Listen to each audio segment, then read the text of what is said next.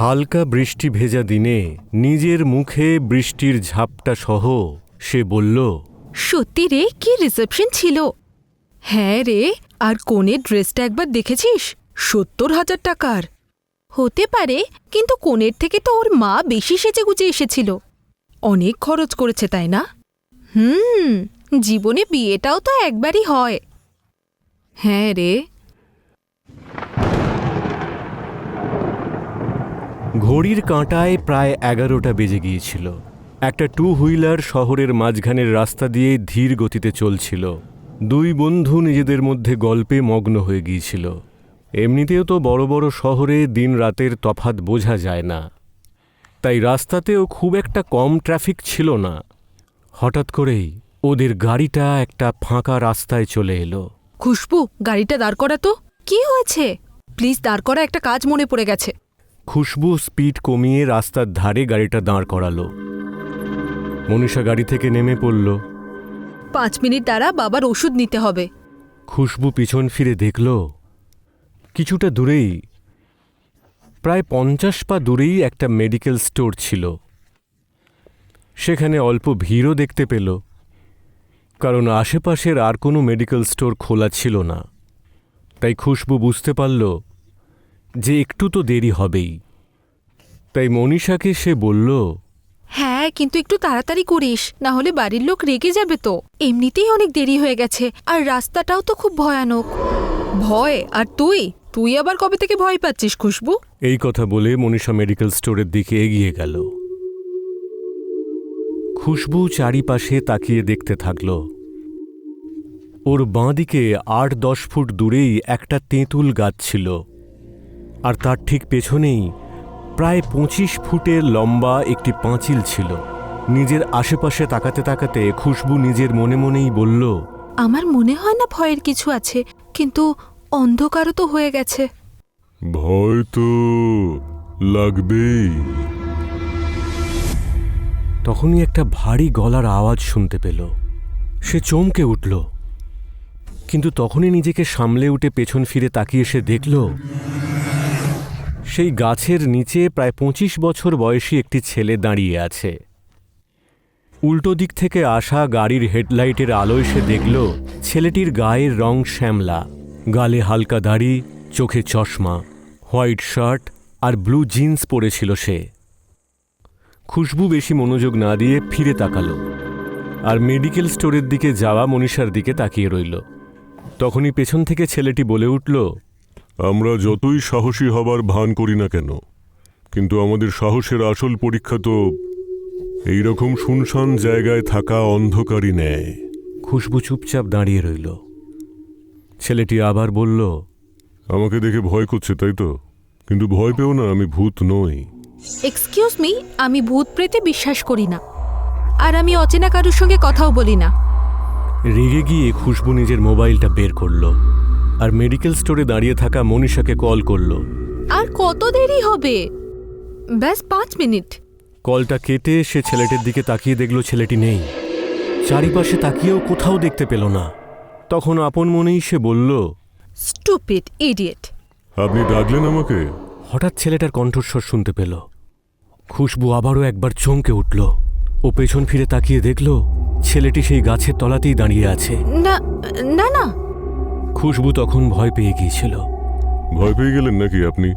আমাকে ভূত ভেবে আপনি তো চমকে উঠলেন। দেখুন, আমি এসব ফালতু কথায় বিশ্বাস করি না।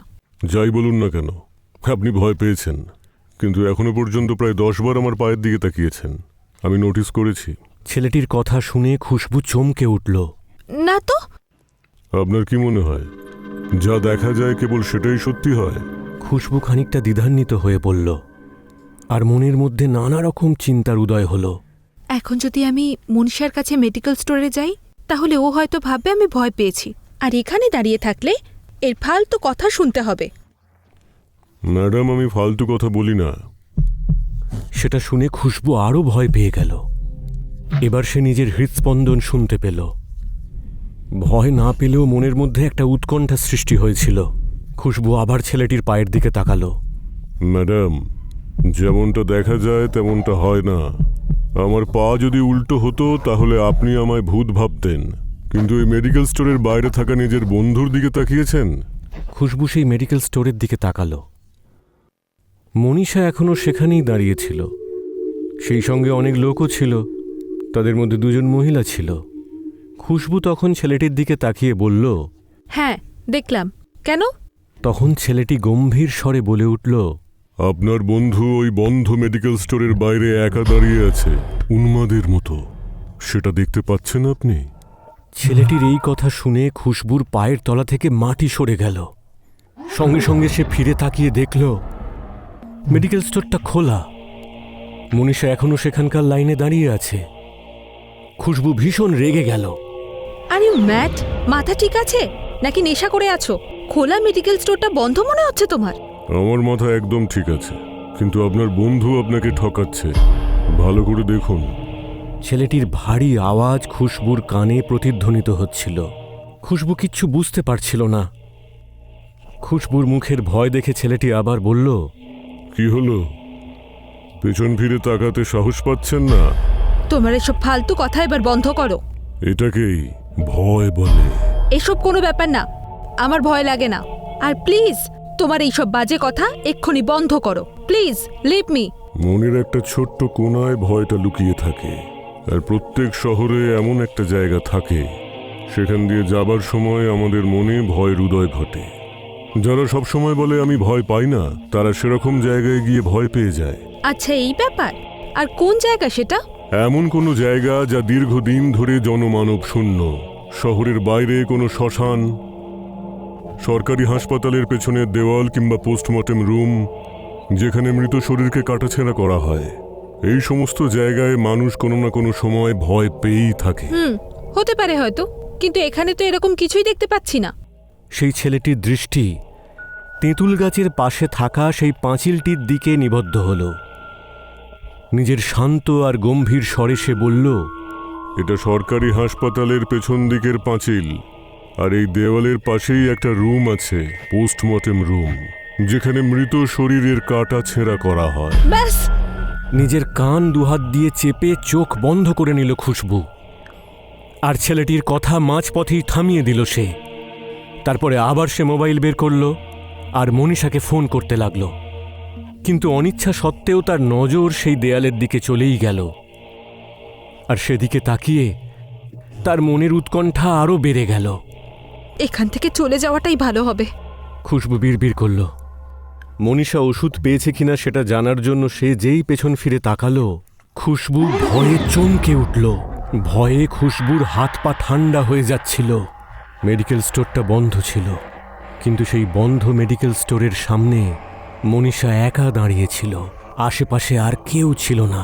আর সে খুশবুর দিকে তাকিয়েছিল। ওর গলা পুরো শুকিয়ে গিয়েছিল। ওর মনে হচ্ছিল চারদিকটা নিস্তব্ধ হয়ে গেছে। খানিকক্ষণের জন্য ও পুরো স্তব্ধ হয়ে গিয়েছিল, কিন্তু পলক পড়া মাত্রই সে আবার সবকিছু আগের মতো দেখতে পেল। মেডিকেল স্টোরটা খোলা ছিল, আর সেই স্টোরের মালিকের সঙ্গে মনীষা কিছু কথা বলছিল। খুশবু মাথা ঘুরিয়ে দেখল, কিন্তু সেই ছেলেটিকে আর কোথাও সে দেখতে পেল না। খুশবু কিন্তু এখনো ভীষণ ভয় পেয়েছিল। তেঁতুল গাছের পাশে থাকা দেওয়ালটার দিকে তাকিয়ে খুশবু ভীষণ ভয় পাচ্ছিল। আর হঠাৎ করেই একটি কুকুরের চিৎকারে খুশবু চমকে উঠল। খুশবু সেদিকে তাকিয়ে দেখল একটি শীর্ণকায় কুকুর, যার গায়ের রং হলুদ, পেছনের পায়ে খোঁড়াতে খোঁড়াতে এসে খুশবুর দিকে তাকিয়ে জোরে জোরে চিৎকার করছে। খুশবু অবাক দৃষ্টিতে সেই কুকুরটির দিকে তাকিয়ে রইল। কুকুরটি আসলে সেই তেঁতুল গাছের দিকে তাকিয়ে চিৎকার করছিল। ওই কুকুরটির চিৎকার শুনে আশেপাশের অন্যান্য কুকুর এসেও সেই একইভাবে চিৎকার করতে লাগলো। কুকুরের এই চিৎকার শুনে আর আশেপাশের পরিবেশে খুশবু আরও ভয় পেয়ে গেল। আর আপন মনেই বলে উঠল, এই কুকুরটার লেজে কেউ পা দিয়েছে নাকি? এভাবে চেঁচাচ্ছে। আর পাগল ছেলেটাই বা কোথায় গেল? এখানেই তো ছিল। ফালতু ফালতু ভয় দেখিয়ে চলে গেল। আপনি ডাকলেন আমাকে? গলার আওয়াজ পেয়েই খুশবু সেই দিকে ফিরে তাকালো। ছেলেটি একদম খুশবুর পাশেই দাঁড়িয়েছিল। ভীষণ শান্ত স্বরে ছেলেটি বলল, ভয় পেয়ে গেলেন তো? তারপরে ছেলেটি কুকুরদের দিকে তাকালো। আর বলল, একটা কথা কি জানেন, কুকুরেরা তখনই বিনা কারণে চিৎকার করে যখন তারা বোঝে আশেপাশে কোনো অশুভ শক্তির প্রভাব আছে। কুকুরগুলো ক্রমাগত চিৎকার করে যাচ্ছিল। তার মানে আমি কিছু বুঝলাম না।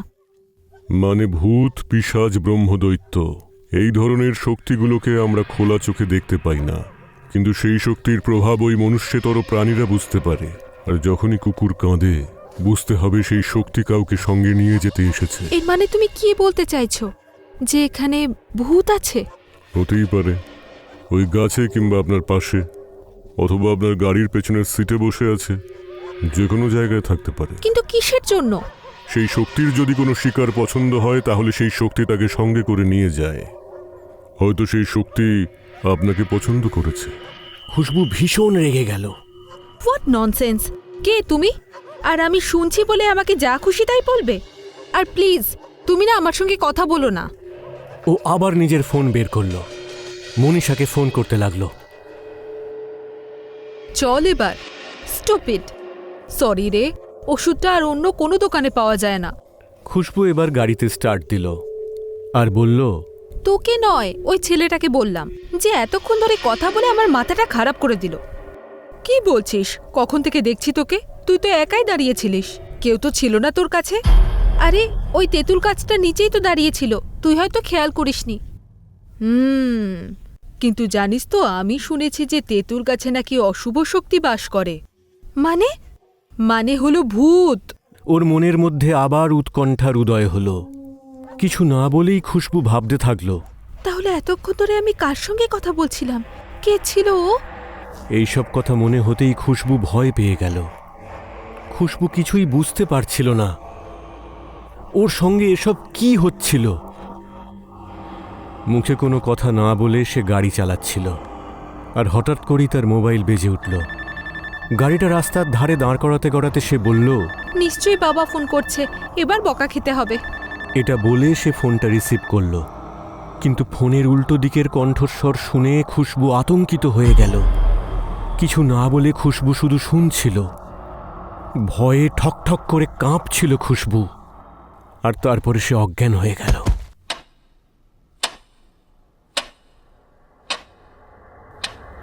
দ্বিতীয় দিন রাত 10টার সময়। এই যে শুনছো, খুশবুর জ্ঞান ফিরে এসেছে। আওয়াজ শোনা মাত্র তার বাবা আর ডক্টর ছুটে এলেন। মা, এখন কেমন লাগছে?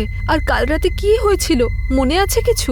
খুশবু চোখ খুলল, দেখল যে ও একটা হাসপাতালে আছে। খুশবু এখনো আগের রাতের ঘটনা ভুলতে পারছিল না। মাথায় ছিল তীব্র যন্ত্রণা, গোটা গা জ্বরে পুড়ে যাচ্ছিল, কিন্তু কোনো কথা না বলে সে বেডে শুয়ে রইল। মনীষা আর খুশবুর বাড়ির লোক তার দিকে চিন্তান্বিত হয়ে তাকিয়েছিল, আর মনীষা সবাইকে বলল, রিসেপশন থেকে ফেরার সময় বাবার ওষুধ কিনতে আমরা ওই মেডিকেল স্টোরে দাঁড়িয়েছিলাম। ভিড় হওয়ার জন্য একটু দেরি হয়েছিল। আর মনীষার কথা শোনা মাত্রই গত রাতের সমস্ত কথা খুশবুর মনে পড়ে গেল।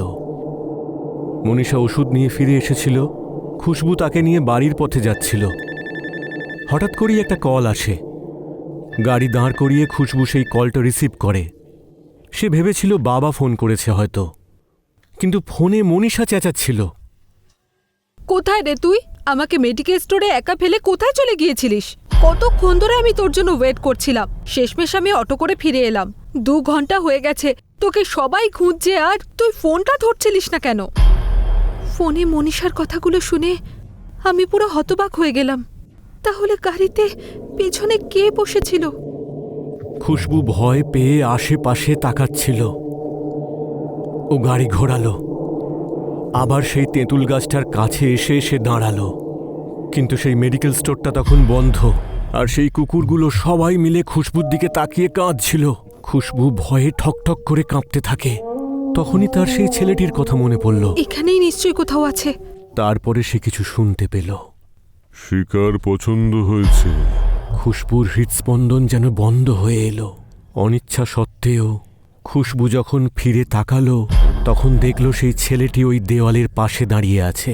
খুশবু অপলক দৃষ্টিতে তার দিকে তাকিয়ে রইল। খুশবুর দিকে তাকিয়ে ছেলেটি অদ্ভুতভাবে হাসতে থাকল, আর ধীরে ধীরে সে দেওয়ালের মধ্যে অদৃশ্য হয়ে গেল। এরপর খুশবুর মাথা ঘুরছিল আর সে অজ্ঞান হয়ে মাটিতে পড়ে গেল। খুশবুর সব মনে ছিল, কিন্তু কাকেই বা সে এসব বলতো? ক্রমশ রাত গভীর হল।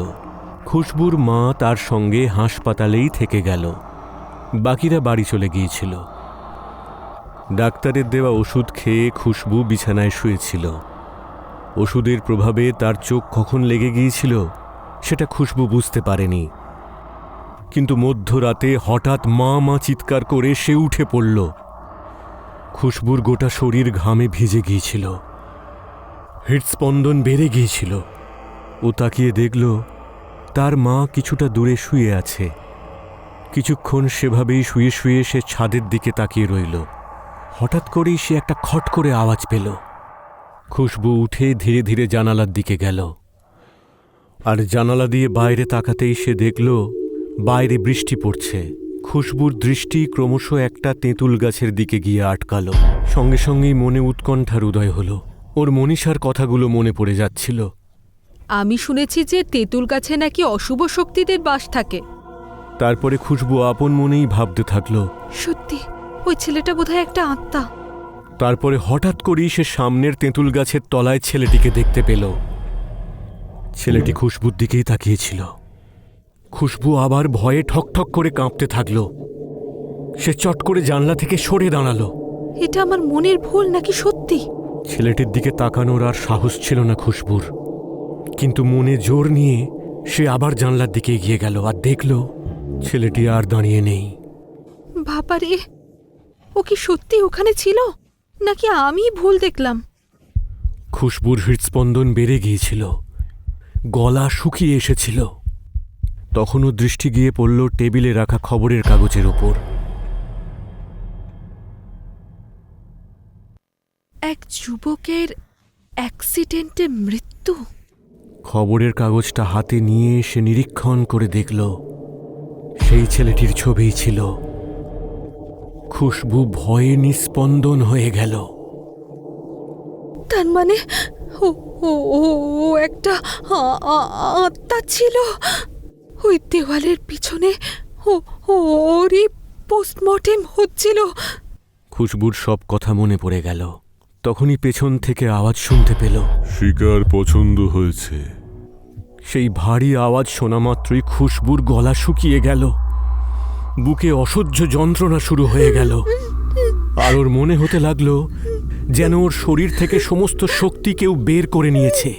খুশবু মাটিতে ধপ করে পড়ে গেল, আর সেই আওয়াজে খুশবুর মায়ের ঘুম ভেঙে গেল। আরে মা, কি হলো তোর? মায়ের গলা শোনা মাত্রই নার্স সেখানে ছুটে এলেন। ডাক্তার ডাকো কেউ। নার্স ছুটে ডাক্তারকে ডাকতে গেলেন। খুশবুর জ্ঞান ফিরেছিল। সে যখন আস্তে আস্তে ঘাড় ঘুরিয়ে জানালার দিকে তাকালো, ও তখনও কুকুরের কান্নার আওয়াজ শুনতে পাচ্ছিল। ছেলেটার বলা কথাগুলো খুশবুর মনে পড়ল। যখন সমস্ত কুকুর একসঙ্গে কাঁদে তখন সেই শক্তি নিজের সঙ্গে কাউকে নিয়ে যেতে আসে, নিজের শিকারকে।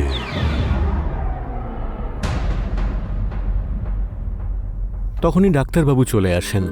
মা বলেন, দেখুন না ডাক্তারবাবু, আমার মেয়েটার আবার কি হলো? আপনি বাইরে ওয়েট করুন, আমি দেখছি। নার্স সবাইকে বাইরে বের করে দরজা বন্ধ করে দেন। ওয়ার্ড বয় খুশবুকে তুলে বিছানায় শুইয়ে দেন। ডক্টর খুশবুকে পরীক্ষা করা শুরু করেন, অক্সিজেন ফিট করেন। অনেকগুলো মেশিন একসঙ্গে চালু হয়। ধীরে ধীরে খুশবুর শরীর ঠান্ডা হয়ে যাচ্ছিল। আশেপাশের সমস্ত অনুভূতি বন্ধ হয়ে আসছিল। খুশবু কিছুই শুনতে পাচ্ছিল না। তখনই বাইরের জানালা থেকে একটা ঠান্ডা হাওয়ার স্পর্শ অনুভব করল সে, আর কানে শুনল সেই আওয়াজ, এসো এবার যাওয়া যাক। আর খানিকক্ষণ পর, I am sorry madam, Khushbu is no more.